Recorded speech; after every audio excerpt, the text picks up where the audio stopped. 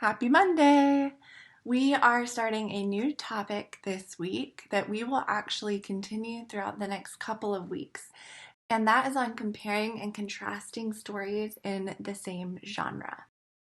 Starting out with some vocabulary, traditional literature is when you have a story that has been passed down by storytellers. So when it started out, it wasn't necessarily written down, it's something that people pass down orally. And their tales, myths, legends, and fables, those are all included in traditional literature. They usually are rooted in culture and traditions from different places, and they were used to teach lessons oftentimes, or to explain things. And so it says down here, name as many traditional literature stories as you can. We're not doing this live, but I want you to try to think of what might fall in this category. So we have some examples over here. Paul Bunyan. That is a traditional tale. Greek and Roman myths are also traditional literature. Any religious text could be considered traditional literature.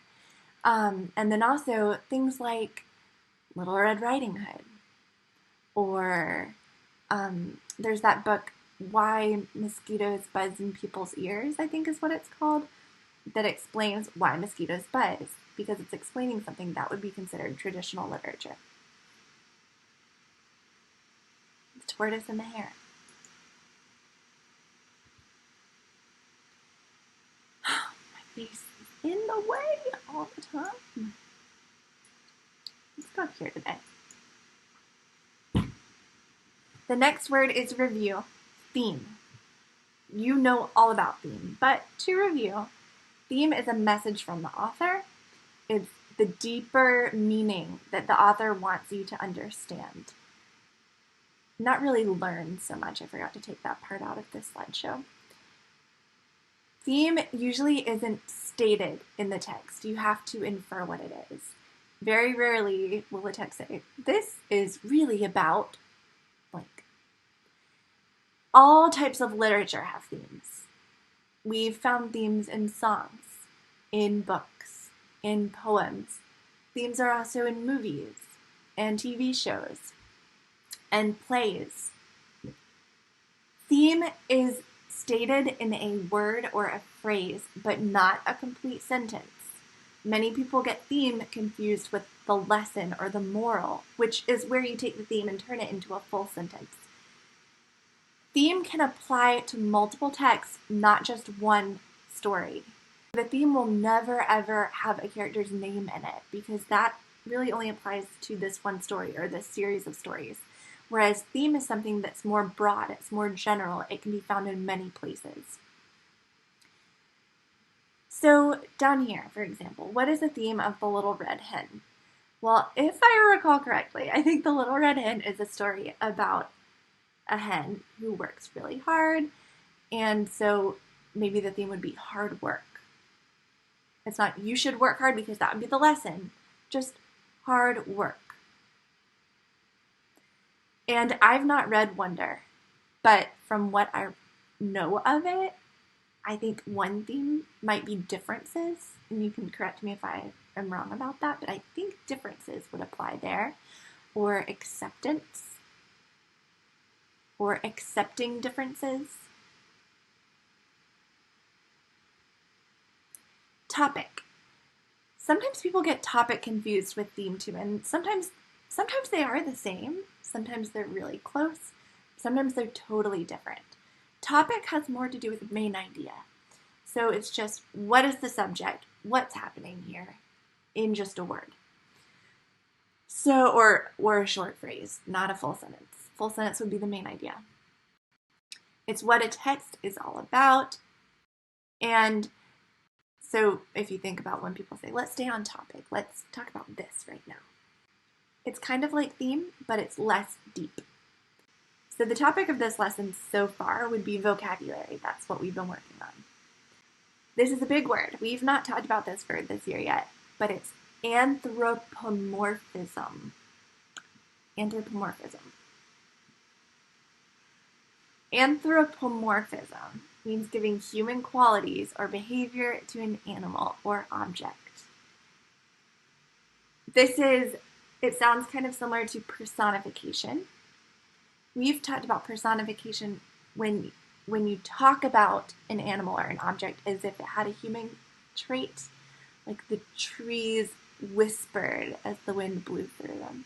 Trees don't really whisper, but maybe they were making a rustling sound. That would be personification. Anthropomorphism is where you're actually taking a thing or an animal and it is acting like a human in a story. For example, if you look over on the right side, we've got Bugs Bunny.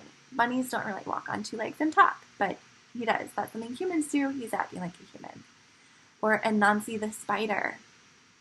We see a character who's a spider acting like a human.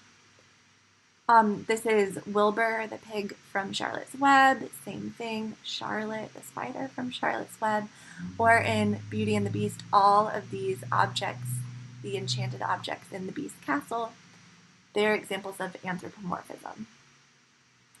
And Disney is known for having anthropomorphism. The Lion King is another great example. Robin Hood. And so you can kind of think about what other stories do I know that use anthropomorphism. The Warrior series is another popular one. Metaphor. Again, this is review. We know metaphor. We've talked about it. Here are some examples to start us off. Time is money. He has a heart of gold. You are my sunshine. She's such a chicken. My teacher is a rock star. Metaphors compare two things that seem to be unrelated unless you think about what they might have in common. So metaphors find those similarities, find what they have in common, and use one to help you understand the other better. They can kind of help us relate to things sometimes, to make them stand out and make it so that you can picture them even better. If I said, her eyes shone, you might think, okay, she had shiny eyes. But if I say, her eyes were diamonds, you really think about how her eyes were shiny and sparkling. What we're really focusing on now is how can you compare and contrast stories in the same genre.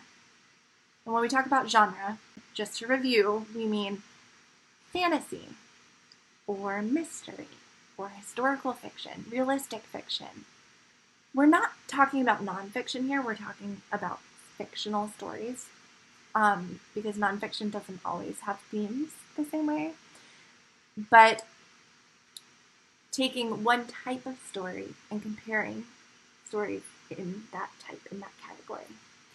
And to do that, you can make a Venn diagram. That's something really simple.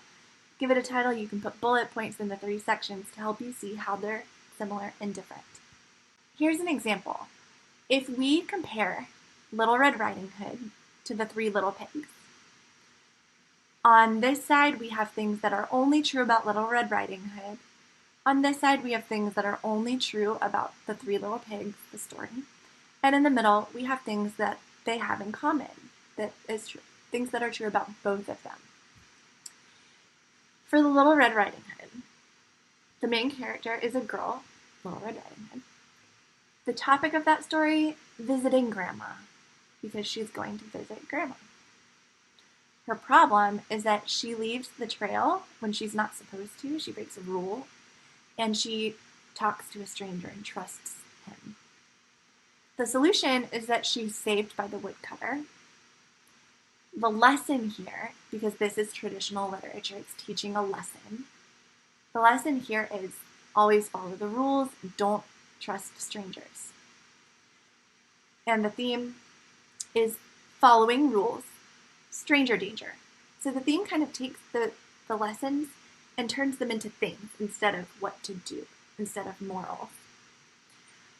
And so if you think about this being traditional literature, and if you think about this story being used to teach those lessons, follow the rules, don't trust strangers, people came up with this story to teach their children that without actually just telling them, follow the rules, don't leave the path, don't talk to strangers.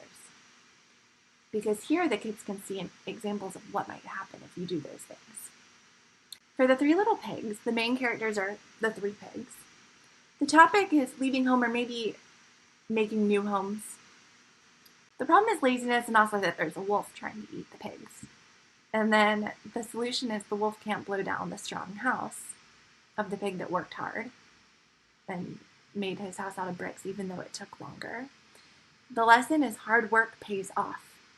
And the theme is hard work versus laziness.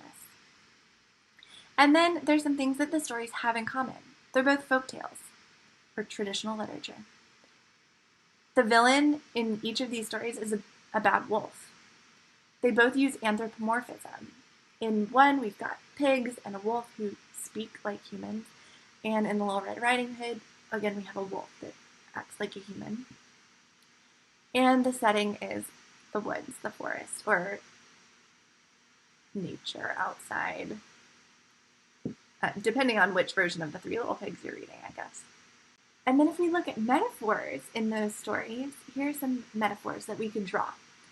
So the last little pig, the third pig, who builds his house out of bricks, is kind of like Oprah. She's known for being a really hard worker. And for each of them, it pays off. So we could compare the third little pig to Oprah Winfrey. The big bad wolf is a tornado. Because a tornado and the wolf, they both knock these houses down. Little Red Riding Hood is like a sucker. A sucker is a way to say, like, you're so naive, you're so gullible, you'll believe anything. And she trusted this stranger when she should not have. I think the reason that they use that word to mean it, I looked it up because I wasn't really sure. Here we have a picture of a lollipop, which some people call a sucker, but I don't think that that's where it came from. I read that it might be from when young animals or babies, sometimes they're called suckers because they nurse, and babies, like baby animals, don't know what adults know. So that might be where it comes from. I don't know.